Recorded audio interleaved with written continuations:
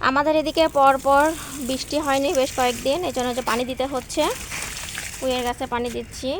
আচ্ছা বাবা, এই দেখো এখানে মনে হয় ভেঙে গেছে কিনা, কীভাবে গল গল করে পানি পড়তেছে দেখছো? এখানে এটা কি করলে এই পানিটা আর বের হবে না এত। আবার এখানেও পানি দাও।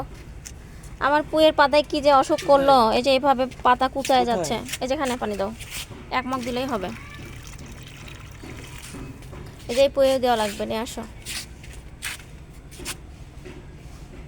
কালকে যেটাই আম্মু বেঁধে দিয়েছিল, এই যে দেখুন কি সুন্দরভাবে। এই যে এটাতে পানি দাও, পুরোটাই লাগবে।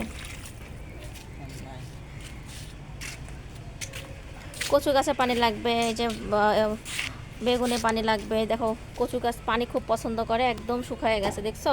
আজকে কড়া রোদ, সেই রোদের কারণে একেবারে শুকায় গেছে। কচু গাছে পানি দিতে হবে। এই দেখুন কি সুন্দরভাবে বেগুন ধরছে। বেগুনের একটা জিনিস আপনাদের সঙ্গে শেয়ার করি, সেটা হচ্ছে এই যে দেখুন, এই যে তখন এই যে মরা ফুলের যে অংশটা দেখতে পাচ্ছেন, এটা ফেলে দিতে হয়। এই যে ফেলে দিলাম। আর বেগুনে যখন বয়স্ক পাতা থাকবে সেটাও কিন্তু ফেলে দিতে হয়। এই যে শুধু শুধু এরা পুষ্টিটা খায়, কারণ টবের পুষ্টিগুলো থাকে একেবারেই সীমিত।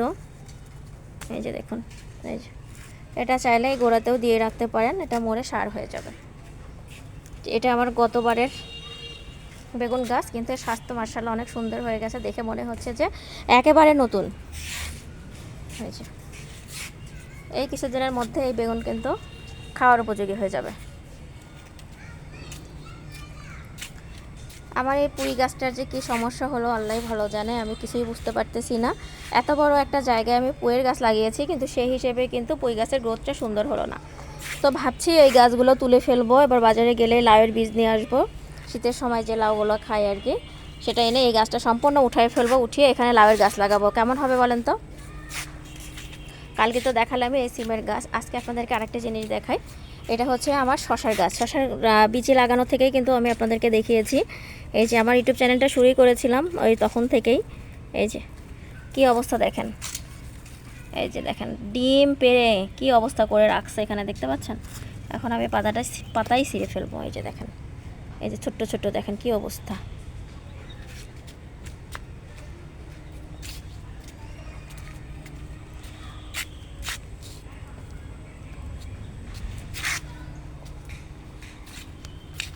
এই দেখেন সাদা চাদর, ধপধপে সাদা চাদর নাড়া ছাদে। আমাদের কিন্তু একটি বিজনেস আছে, আমাদের বিজনেস পেজের নাম ডিআরপি কালেকশন। এই যে সেটারই এই চাদরটা ধুয়ে শুকানো হয়েছে। এই চাদরটা চলে যাবে দেশের বাহিরে, 13 তারিখে আমাদেরকে কুরিয়ার করতে হবে। যারা নকশি কাঁথা চাদর নিতে চান তারা আমাদের ডিআরপি কালেকশন পেজে নক করতে পারেন, সার্চ দিলে চলে যাবে।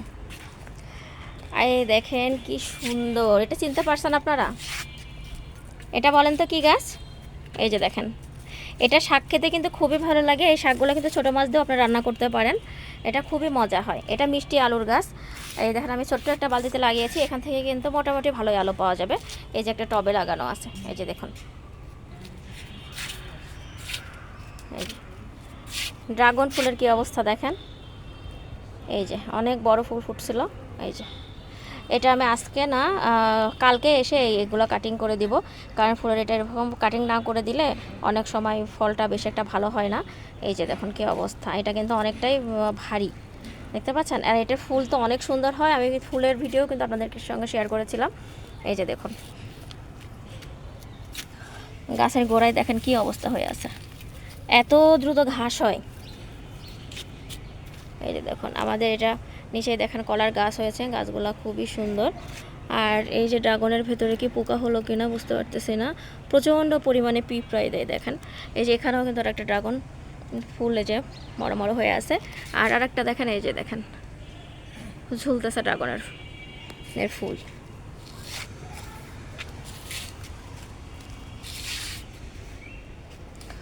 এই যে আমার এই বেগুন গাছগুলোর অবস্থা তেমন একটা ভালো না, কেটে কুটে দিয়েছিলাম তারপরেও ভালো হয়নি। এই যে এটারও অবস্থা খুবই খারাপ। এই যে চারা পেলে এই গাছগুলো তুলে এখানে আবার নতুন চারা বসিয়ে দিব। তবে এই গাছটা মার্শাল্লাহ অনেক ভালো, এখানে হয়তো বা বেগুন পাওয়া যেতে পারে। যদি এটাতেও না হয় তারপরে এটাও আমি তুলে ফেলবো নতুন চারা পেলেই। এই যে ড্রাগনের এগুলো আবার লাগিয়েছি, কি পরিমাণের ঘাস হয়েছে দেখুন। এই ঘাসগুলো যদি খাওয়া যেত তাহলে কিন্তু এতটা ঘাস হতো না। এখানে আমি বৃষ্টির আগে বুনেছিলাম ডাঁটা শাক, একটা শাকের বীজও বের হয় নাই, তার মাঝখানে এটা তুলসীর গাছ বের হয়েছে। যে দেখুন তুলসী, এই যে দেখুন, এইটার নাম নয়নতারা বলে, কেউ কাঁঠালি ফুল বলে, আমার খুব পছন্দ এই ফুল। এই যে এটা মেহেদি গাছ, এই যে আমাদের এখন থেকে মেহেদি পাতা আর কিনতে হবে না, এই যে যতটুকু আছে আমাদের হয়ে যাবে।